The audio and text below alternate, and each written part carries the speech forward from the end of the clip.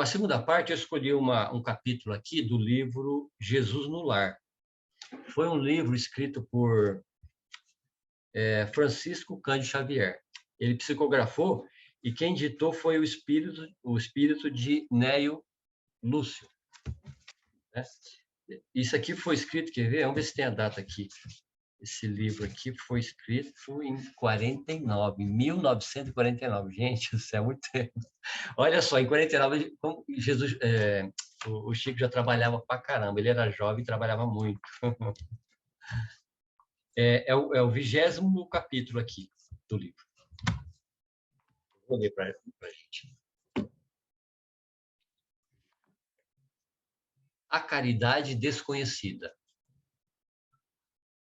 Naquele tempo, o tempo que Jesus estava aqui na Terra, ele se encontrava com os apóstolos, né? Ele fazia reuniões, assim como a gente está fazendo reunião aqui, ele fazia reuniões na casa de um apóstolo, de um seguidor seu, de um amigo, né? Então, esse livro aqui, na verdade, fala Jesus no lar, porque é Jesus no lar mesmo, no lar das pessoas que ele ia, entendeu? São falas de Jesus mesmo, naquela época, que estão registradas aqui. E nesse 20º capítulo aqui, que é a caridade desconhecida, ele estava na casa de Pedro, Jesus. Algumas pessoas estavam lá, a família de Pedro, tá? Então ele estava lá. Então vamos lá. A conversação em casa de Pedro versava naquela noite, sobre a prática do bem. Eles estavam discutindo sobre a prática do bem. Com a vida, colaboração verbal de todos. Então todos estavam ali participando. E qual que era o questionamento que eles estavam discutindo ali? Como expressar a compaixão sem dinheiro? Olha só. Por que meios incentivar a beneficência sem recursos monetários? O que eles estão querendo dizer aqui? Como que você pode ajudar alguém sem ter dinheiro, sem ter posses? É esse questionamento que os apóstolos estavam conversando ali, na casa de Pedro. Com essas interrogativas, com essas perguntas, grandes nomes da fortuna material eram invocados. E a maioria inclinava-se a admitir que somente os poderosos da terra se encontravam à altura de estimular a piedade ativa. Então, o que eles estavam discutindo? Falava o nome da época de pessoas que tinham posses. Falava, fulano pode dar alimento para o pobre, pode dar uma roupa, um cobertor, né? Pode auxiliar de alguma forma. É isso que eles estavam querendo dizer. A caridade. Como fazer a caridade? Agora, eu, por exemplo, se eu não tenho nada, como que eu vou ajudar alguém? Era essa a questão que eles estavam discutindo. E Jesus ali, assistindo e ouvindo. Você imagina, fica imaginando. Não dá nem para imaginar, né, gente? Você fica imaginando. Jesus na sua casa, discutindo com a sua família e com seus amigos, gente. É uma coisa emocionante, meu Deus do céu. E Jesus assistindo. É lógico, né? Ele sabe, né? Só esperando o momento de chegar a vez dele falar. E eles discutindo, mas como, né? Ah, fulano lá tem muito dinheiro, tem condições de ajudar, de fazer a caridade, né? Como que nós vamos ajudar alguém sem ter dinheiro? Aí o mestre interferiu, opinando bondoso. Aí ele vai discorrer sobre isso. Agora, essas palavras aqui para frente são palavras de Jesus sobre esse tema. Bom, eu estava falando, né, então, momento em que agora Jesus entra na conversa, né, na casa de Pedro, em que eles estavam discutindo, né, como fazer a caridade sem ter bens materiais, sem ter dinheiro, né, sem ter poder, sem ter uma influência política. Eles achavam que todas as pessoas tinham condições de fazer a caridade e que eles e muita gente não podia, porque não tem bens materiais. Aí, nesse momento, entra Jesus, né, opinando bondoso. Agora as palavras daqui para frente é de Jesus. Um sincero devoto da lei, isso aí lá no plano espiritual, né? Ele está dizendo, de alguém lá, uma pessoa boa, um homem bom, lá no plano espiritual, né? Ele foi exortado por determinações do céu.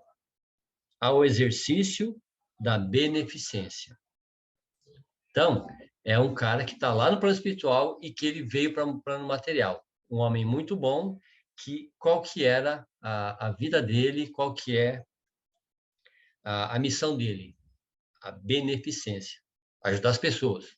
Como ele é uma pessoa boa, ele vem com a condição de ajudar as pessoas, tá? Entretanto, olha só, esse homem aqui já no plano material, ele vivia em pobreza, pobreza extrema. Então, ele era um homem muito pobre. E não podia, de modo algum, retirar a mínima parcela de seu salário para o socorro aos semelhantes, entendeu? Então, tinha um salário muito baixo e ele não conseguia ajudar as pessoas. Em verdade, dava de si mesmo, quando possível. Então, o que ele podia fazer? Dar de si, não coisas materiais. O que ele fazia para ajudar as pessoas? Em boas palavras, em gestos pessoais de conforto, em estímulo a quantos se achavam em sofrimento e dificuldade. Porém, magoava-lhe o coração a impossibilidade de distribuir agasalho e pão com os andrajos e famintos à margem da estrada. Então, o que ele podia fazer para ajudar a pessoa, ele fazia. Mas ele ficava muito chateado, muito triste, porque ele via as pessoas passarem com fome, com frio, com doentes. Então, ele não tinha condições de dar um centavo nada, uma comida nada, porque ele não tinha nem o necessário para ele e para a família. Ele era rodeado de filhinhos pequeninos. Era escravo do lar, que lhe absorvia o suor. Então, tudo que ele fazia materialmente falando, ele dava para a esposa e para os filhos, que eram inúmeros. E ele era muito pobre. Então, ele mal tinha o que dar à sua família e seus filhos.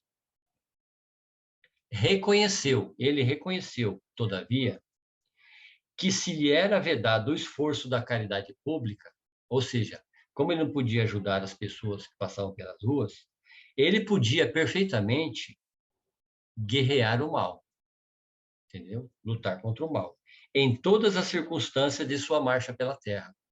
Então, tudo que ele via de mal que ele pudesse combater, ele combatia. Assim é que ele passou a extinguir com incessante atenção todos os pensamentos inferiores que lhes eram sugeridos. Por exemplo, quem que não passa por situação parecida, em que vem sentimentos pela cabeça de maldades, de falar coisas contra as outras pessoas, né? Porque vinha na cabeça dele, você não é de nada, você não tem dinheiro, você não pode ajudar ninguém, você está querendo o quê? Está querendo ser bom para os outros, você não tem o que comer direito com a sua família, não tem o que se vestir, seus filhos, né? Então vinha aqueles pensamentos, então ele percebeu, falou, não vou aceitar esse tipo de pensamento, eu não vou mais dar ouvido para esse tipo de pensamentos, né? Pessoas que criticavam ele, né? Falar, pô, você é um cara que quer ajudar os outros, vive cheio de querendo ajudar, mas você não tem nem onde cair morto e tal. Então ele ficava deprimido. Então ele passou a não ouvir mais. Falar, vou fazer o que o meu coração mandar daqui para frente e não vou ligar mais para isso. O que tiver no meu alcance eu vou fazer. Quando em contato com pessoas interessadas na maledicência, pessoas que falavam, né, coisas ruins para ele retraía-se, ele não dava ouvidos. E ainda ele era cortês, respeitoso para com essas pessoas. Por mais mal que as pessoas diziam, ele era cortês. E em respondendo a alguma interpelação direta, recordava essa ou aquela pequena virtude da vítima ausente. O que quer dizer isso? A pessoa chegava e falava mal de outra pessoa, e falava do outro, falava do outro. Ao invés dele, uma coisa natural que a gente faz, continuar admitindo que aquela pessoa está falando, ele tem que falar mal também da pessoa, ausente, o que ele fazia? Ele pegava virtudes, bondades, coisas boas que aquela pessoa fazia, por mais mal que ela fosse, ele sempre encontrava alguma coisa boa para falar daquela pessoa. Então, enquanto a pessoa falava mal, ele falava bem. Então, ele dava esse retorno para a pessoa. Então, ele sempre, sempre recordava essa ou aquela pequena virtude da pessoa ausente. Se alguém diante dele dava pasto à cólera fácil, considerava a ira como enfermidade digna e tratamento e recolhia-se à quietude.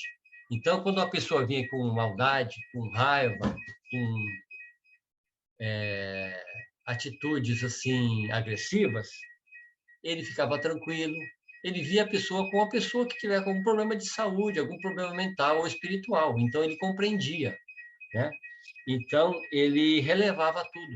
Não insultava, não dava resposta, porque toda vez que vê a pessoa agressiva, se você agredir, ao contrário, vai acabar dando o quê? Briga, discussões.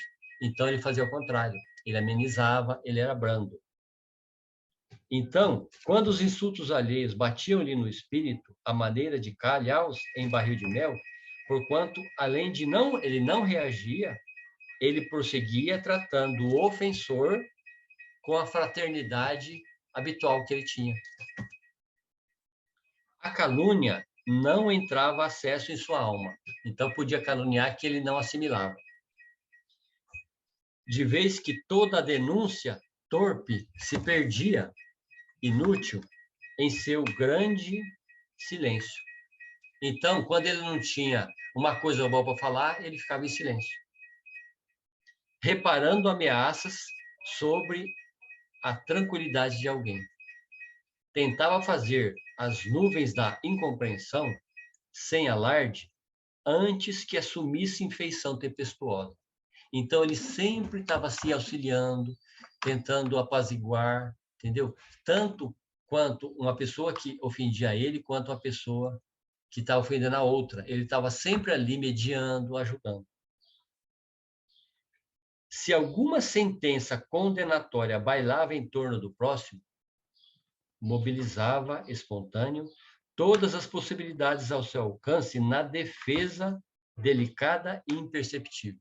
Então, ele, nas suas atitudes, lentamente ele ia apaziguando a situação para amenizar aquele tipo de conflito, tanto contra ele quanto de uma pessoa para outra. Ele estava sempre ali disposto a ajudar, auxiliar, com muito amor e compreensão. E seu zelo, esses seus cuidados contra a incursão e extensão do mal, era tão fortemente minucioso, ele dava tanta importância a cada detalhe, que chegava a retirar, olha só, ele chegava a retirar detritos e pedras da via pública, para que não oferecessem perigo aos transeuntes. Então, ele se preocupava tanto em auxiliar as pessoas. Então, tudo que ele via que pudesse causar algum mal para a pessoa, ele o fazia com maior boa vontade, com maior naturalidade. Porque quando a pessoa ela é muito assim amistosa, ela faz assim espontaneamente. Então, se ele estava no caminho e via uma pedra no caminho, ele tirava, pensando que outra pessoa poderia ali se tropeçar e se machucar.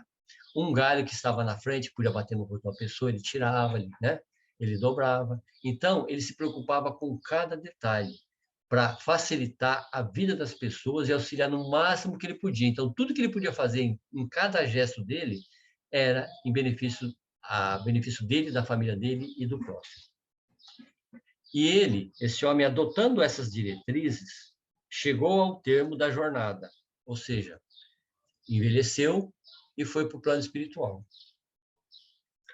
E ele, quando foi para o plano espiritual, incapaz de atender às sugestões da beneficência que o mundo conhece. Ou seja, ele foi para o plano espiritual ainda muito chateado, porque ele passou toda uma vida e ele nunca cumpriu o que a sociedade que material exige, de dar o bem para alguém, dar um alimento, dar um cobertor, dar um abrigo. Então, como ele nunca conseguiu fazer esse tipo de coisa, ele achava que era isso que as pessoas cobravam, ele foi para o plano espiritual muito cabisbaixo, chateado.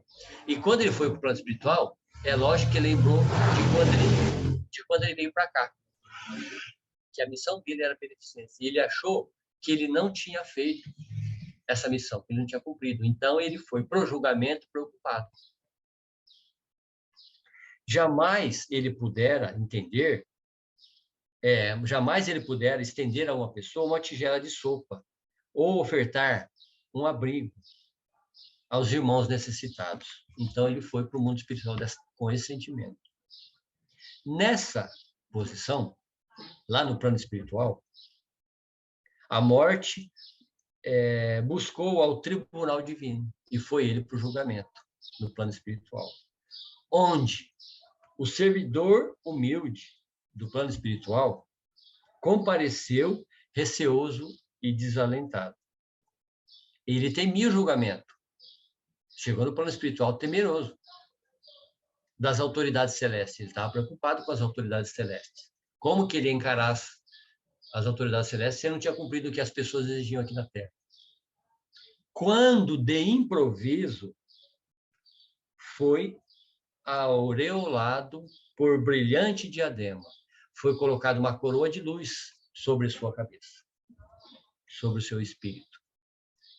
E porque indagasse em lágrimas, de muita emoção de ver ser recebido daquela forma, coroado com uma coroa de luz, a razão do inesperado prêmio, que ele ficou incompreendido o que estava acontecendo, foi informado pelos amigos espirituais de que a sublime recompensa que ele estava recebendo se referia à sua triunfante posição na guerra contra o mal. Vou repetir.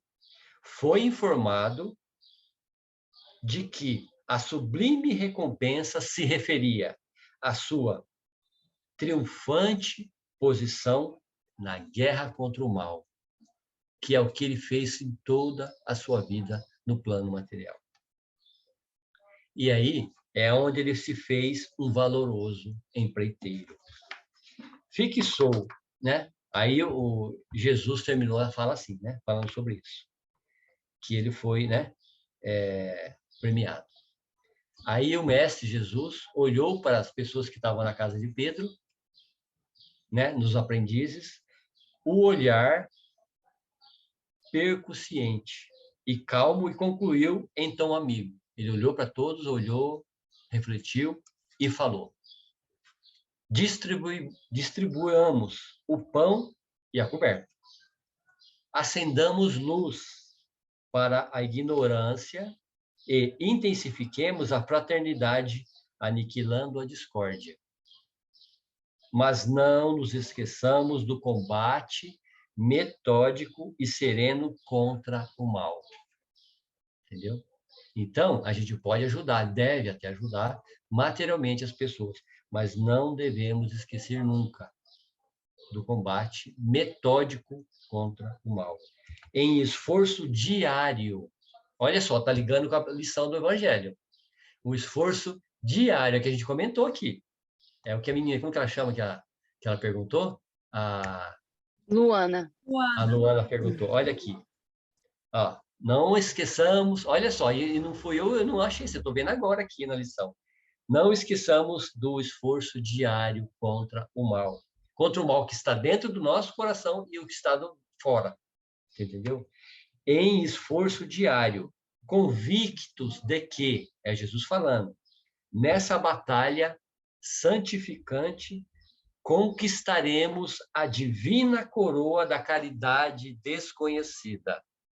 Ou seja, é aquela caridade que não aparece, que não é explícita, que não é material, que não é sólida, entendeu? É uma coisa assim imperceptível. Por isso que a lição chama a caridade desconhecida. É essa que é a verdadeira caridade.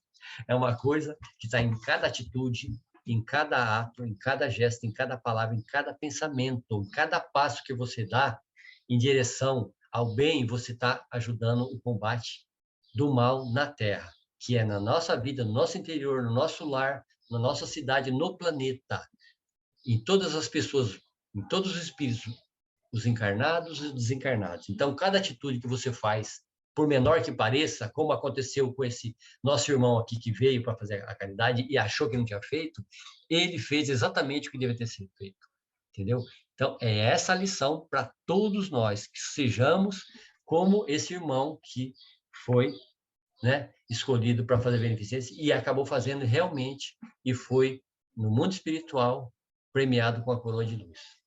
É essa a lição. E terminou aqui, certo? Senão eu escolho outro também, mesmo. Eu escolho um outro livro e escolho uma outra lição do Evangelho, tá bom? Então tá. Uhum.